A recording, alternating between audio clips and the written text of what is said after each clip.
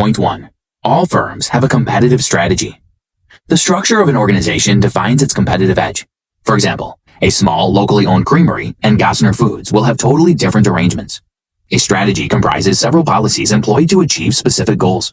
An explicit strategy is developed through planning and approved by the company's top management. However, even if the plan is not documented officially, the company still has it. An implicit strategy presupposes that different employees or departments pursue specific goals that fit their vision of long-term company development. Yet, these collective departmental tactics seldom match the optimal design. Strategic planning allows you to see how the company will likely develop from a long-term perspective. As a manager or a person in charge, you might want to ask yourself these questions. What is driving competition in the industries I want to enter? In what manner will my industry change? What maneuvers are rivals planning to make? What constitutes the most effective counteraction? In what way can the company be competitive over time? The adoption of strategic planning shows there are significant benefits to gain. However, formal strategic planning emphasizes the necessity to ask these questions while overlooking the possible answers. The techniques that have been used for answering these questions, often by consulting firms, look into each company's separate case rather than seeing it from a larger industry perspective. Key point 2. The threat of new competitors. An industry refers to a group of firms producing goods or providing services that are close substitutes for each other. The dynamic of competition within an industry relentlessly presses the return on invested capital toward the minimal competitive rate. Consumers tend to be more price sensitive if they're purchasing products that are undifferentiated, expensive relative to their incomes. Michael E. Porter, PhD. New entrants in an industry often bring substantial resources and the desire to gain market share. They might lower prices, which can make their counterparts' costs seem inflated. Reduced profitability is a possible outcome. The possibility of new players entering an industry hinges on competitors' resistance and the inherent economic barriers specific to the industry. Some of them are 1. Economies of scale. This strategy discourages new entrants by necessitating they start large to avoid aggressive responses, or start small and suffer a cost handicap. Both are undesirable options. 2. Product differentiation. This point erects a barrier by obliging newcomers to invest substantially to break established customer loyalties.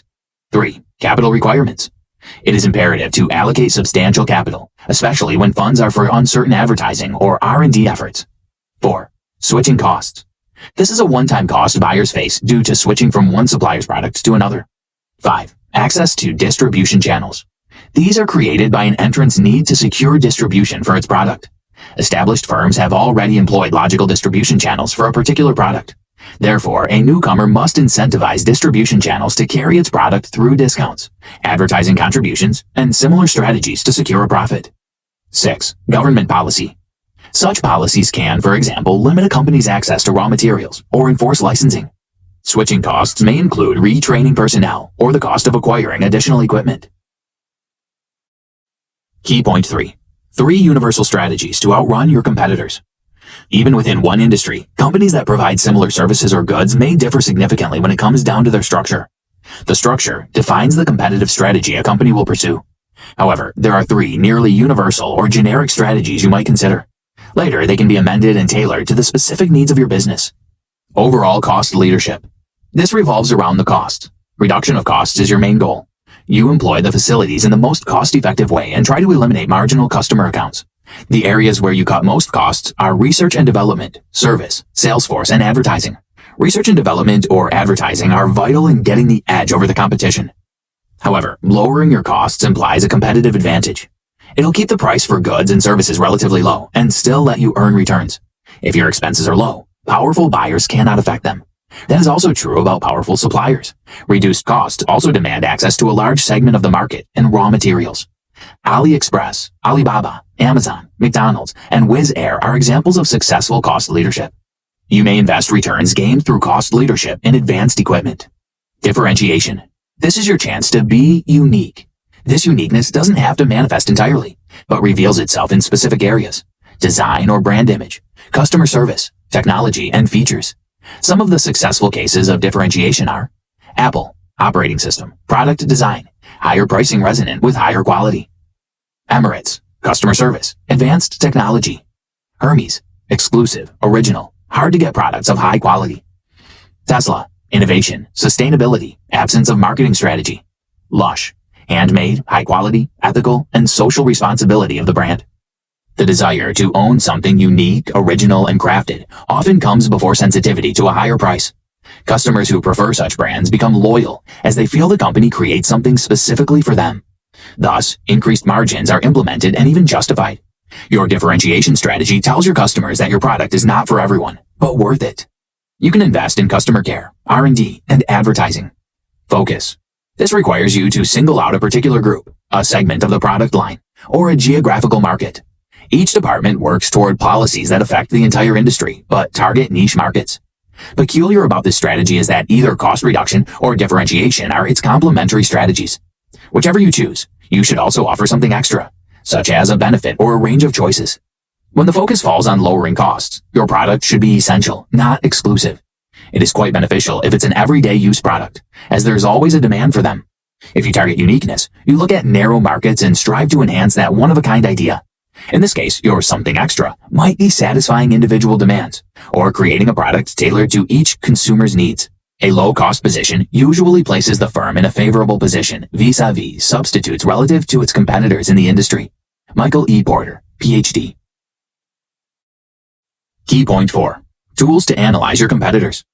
Outlined below are 4 pivotal elements of competitor analysis. Future goals. These are the endpoints of the business cycle. Yet, they define a company's behavior in the market. They also help you learn whether your competitor is happy to be where they are. Perhaps they want to change their strategy due to internal factors, or the influence of external ones. Goals define their capacity to make a new move, or stick to their proven ways. Competitive analysis asks, who are our rivals in the industry? To ascertain a competitor's current and prospective objectives, consider the following. What are the explicit and inferred financial ambitions of the rival? Do they give more attention to short-term or long-term goals? How does the rival perceive risk-taking? Do they want to become a leader in the industry? Do they have particular values apart from gaining revenue? Analyze your competitors' goals to predict how they will react to your strategic changes. Assumptions. These are accepted beliefs that do not require support by evidence. These fall into 2 major categories. How your competitor sees itself. These assumptions are not always based on concrete facts and statistics. Instead, they have to do with the image a company projects. For example, an oil producer might invest in planting trees in Southern America, making them enthusiastic ecology defenders. At the same time, this company makes a profit by drilling into the seabed and destroying the coral reef and underwater life in general. Thus, their main activity doesn't fit in with their image, how they see the industry, and the other companies in it. Again, these might not reflect reality. However, there are 5 things to think about before you make such assumptions. You can't always know exactly what the customer wants. Advertising and communication through social media are not 100% beneficial. Trends you see as long-term might become outdated in a snap. Customers are different and not equal, and loyalty doesn't guarantee high profits. Current strategy. We have previously discussed this issue as explicit or implicit, a set of policies to achieve company goals. Capabilities.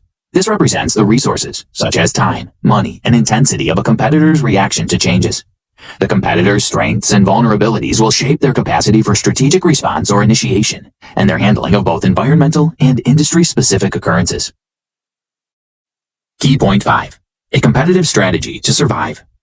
The absence of a market leader defines fragmented industries.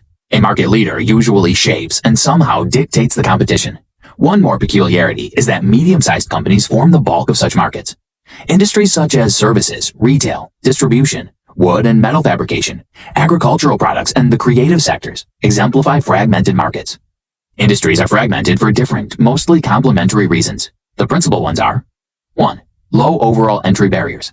The easier it is to get into an industry, the more companies take advantage of it. 2. High transportation costs. This reason affects the size and territorial coverage of the company. 3. Local regulation. Introducing specific standards for companies or forcing them to comply with the local political regulations. 4. Focus activity.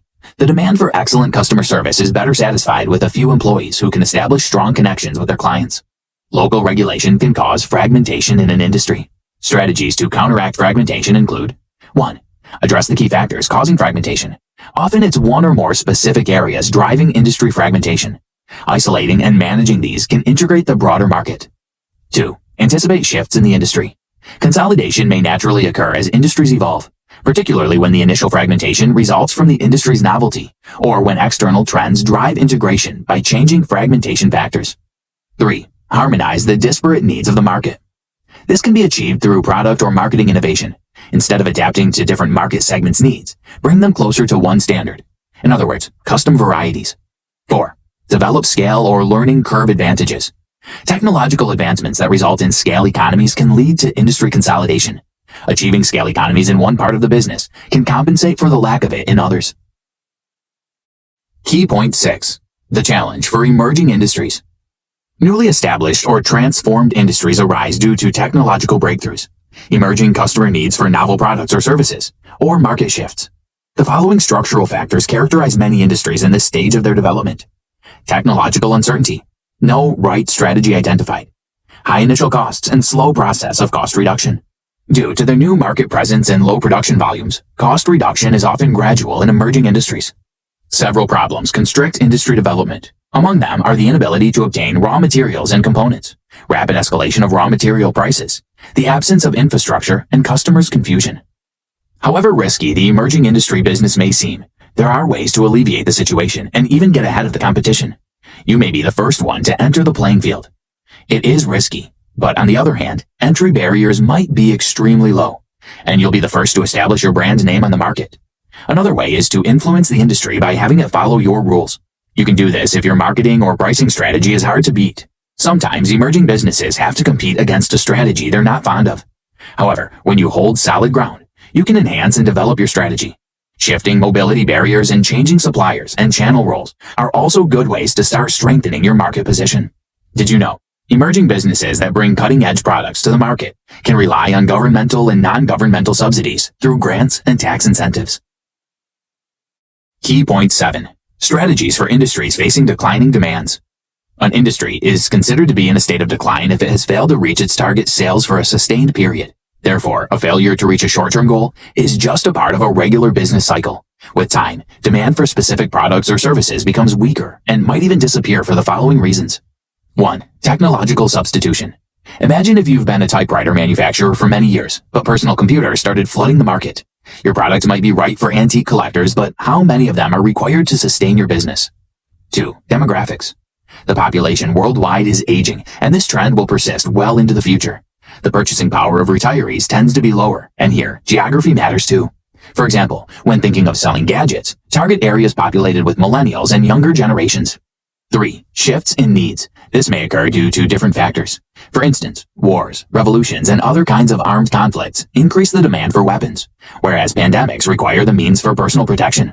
Customer groups that purchase a product can influence its survival or decline. Situations of decline are not always condemnation.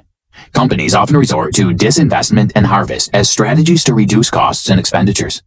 However, Porter offers several strategic alternatives that are not universal and won't suit every industry. They are leadership. The industry is declining, but there is still a need for what it has to offer. Your company might be the last one or among the few still working in this industry. You can eliminate your competitors by purchasing their market share or investing extensively in strategies that allow you to increase your market share. Niche. Your business finds a segment or a demand pocket, as Porter calls it, and throws all its efforts into retaining it. Leadership tactics will be helpful too. Harvest. The firm tries to optimize cash flow and retains the revenue. It can be achieved by nearly eliminating new investments, lowering the maintenance of facilities, and investing money into the areas most likely to bring profits. Conclusion. Industry structure, embodied in the 5 competitive forces: entry, the threat of substitution, bargaining power of buyers, bargaining power of suppliers, and rivalry among current competitors, provides ways to think about how value should be created and divided among potential and existing industrial participants. This framework reveals that competition extends beyond mere contention with current competitors. Although defining industry borders can be ambiguous, invariably one of the 5 forces will encapsulate the core challenges in allocating value. The proposition of a 6th force, possibly government-led or technological advancements, is debated. Yet, its influence cannot be fully estimated if the mentioned 5 forces are out of the picture. Michael E. Porter offers 3 generic strategies that any company can consider in its development and rivalry for market share. They are universal but can be tailored to the particular needs of the business. Moreover, the author looks into the cases of emerging industries with the edge of novelty, but cannot afford large production volumes. They haven't had the time to persuade their potential customers that their product is exactly what they need. On the other hand, there are industries in decline, but not all of them are becoming completely extinct, and there are still market shares to fight for. Porter tells his readers how to do that. Try this. What are the current demographic trends in your country? Do these trends correspond to global ones? How do they affect the purchasing power of your potential customers? Will your product or service be in demand 10 years from now? How about 50? Is it essential or more exclusive? Has anyone else already done it? If not, think about why not. If yes, consider how to beat your competitor or competitors. Develop a set of standards to evaluate the success of your product or service. Establish the criteria to estimate that your business needs to be shut down or transformed, because it's always beneficial to stop at the right time.